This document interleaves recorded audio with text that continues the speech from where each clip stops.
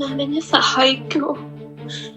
എനിക്കൊരു വീട് വാടകയ്ക്ക് എടുത്ത് ഒരു കുഞ്ഞിനെയും കൂടെ നോക്കാൻ പറ്റുന്ന രീതിയിൽ ഒരു ജോലി ശരിയാക്കി തന്നാലും മതി. അമ്മ അറിയുന്നതിനേക്കാൾ മുന്നേ അവരറിഞ്ഞു പോക്സോ കേസ് കൊടുത്തു എന്നുള്ള കാര്യം. മോളെ പറ, മോളെ കൊണ്ട് ആരാ പറയിച്ചേ, മോള് പറ. എന്നിട്ട് അതിനകത്തൊരു ഡയലോഗ് ഉണ്ട്, അല്ലെങ്കിൽ അമ്മയ്ക്ക് കേസാവും. അതുകൊണ്ട് ആ കുട്ടിയെ വേറെ സ്ഥാപനത്തിലോട്ട് വിട്ടു. പക്ഷെ ഇത് കേസായോ പോക്സോ ആയോ എന്നൊന്നും എനിക്കറിയത്തില്ലായിരുന്നു.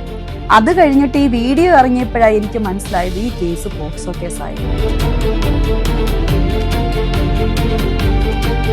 ഇപ്പൊ നമ്മൾ ആരെ വിശ്വസിക്കണം, ആരെ വിശ്വസിക്കരുത് എന്ന് എനിക്കറിയത്തില്ല. ലക്ഷ്മി എന്ന് പറയുന്ന ഒരു കുട്ടി ഇവിടെ ഉണ്ടായിരുന്നു, നിങ്ങൾ റോഡിൽ ഉപേക്ഷിച്ചു. 2 പോലീസുകാർ ഞാനും എൻ്റെ മോളും കൂടെ താങ്ങിയെടുത്ത് ലക്ഷ്മിയെ കൊണ്ടുവന്ന് നമ്മൾ വണ്ടിക്കകത്തോട്ട് കയറ്റുന്നതാ. ഒരു വട്ടം പോലും ആ കാലൊന്നും അനങ്ങിയിട്ടില്ല.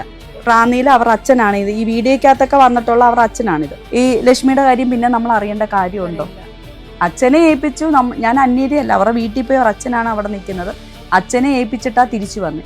അത് കഴിഞ്ഞിട്ട് ലക്ഷ്മി മരണപ്പെട്ടു പോയി. ഇത് യൂട്യൂബിനകത്ത് വന്നപ്പോഴാണ് ഞാൻ അറിയുന്ന ലക്ഷ്മി മരണപ്പെട്ടു പോയെന്ന്.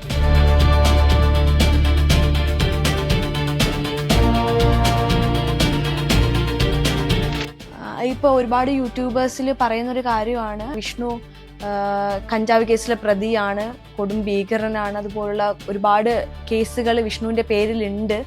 വിഷ്ണു ഗൾഫിൽ പോകാനെ കൊണ്ട് പോലീസ് കേസ് ഉണ്ടെങ്കിൽ FIR ഒക്കെ ഫയൽ ചെയ്തിട്ടുണ്ടെന്നുണ്ടെങ്കിൽ ഗൾഫിൽ പോകാൻ പറ്റത്തില്ലല്ലോ. അവൻ ഗൾഫിലായിരുന്നു.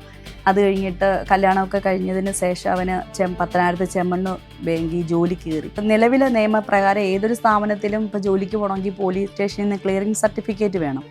അപ്പം അത് 10,000 പോലീസ് സ്റ്റേഷനിൽ നിന്നാണ് വിഷ്ണുവിന് കൊടുത്തത്. അപ്പം ആ 10,000 പോലീസ് സ്റ്റേഷനിൽ കേസ് ഉണ്ടെന്നുണ്ടെങ്കിൽ ഒരു ക്ലിയറിംഗ് സർട്ടിഫിക്കറ്റ് കിട്ടും.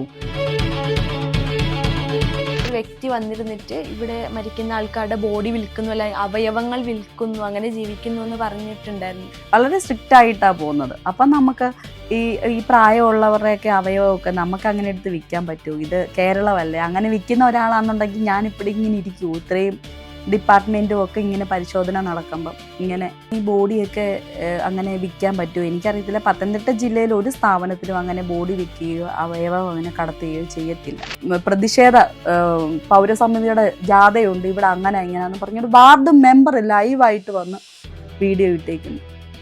ഇവിടെ വന്ന് സമാധാനിപ്പിച്ചിട്ട് പോയതാ രാവിലെ. ആ കേസ് കൊടുത്തത് CWC ആണ്. അപ്പൊ അത് ചോദിക്കേണ്ട CWCയുടെ അല്ലേ ചോദിക്കേണ്ടത്? അതിനുശേഷം ഇങ്ങനെ ഒരു ആരോപണം ഇറക്കിയെന്ന് പറഞ്ഞു. ജഡ്ജി ഉൾപ്പെടെയല്ലേ വന്നേ. നമ്മൾ വെളിയിൽ നിൽക്കും, അവർ വന്ന് അമ്മമാരോട് സംസാരിച്ചിട്ട് പോകുന്നു, നിങ്ങൾ ഇടപെടണമെന്ന് പറഞ്ഞുകൊണ്ട്. എപ്പോഴും നമ്മുടെ അവിടെ അന്വേഷണത്തിന് ആളാണ് ഇപ്പം.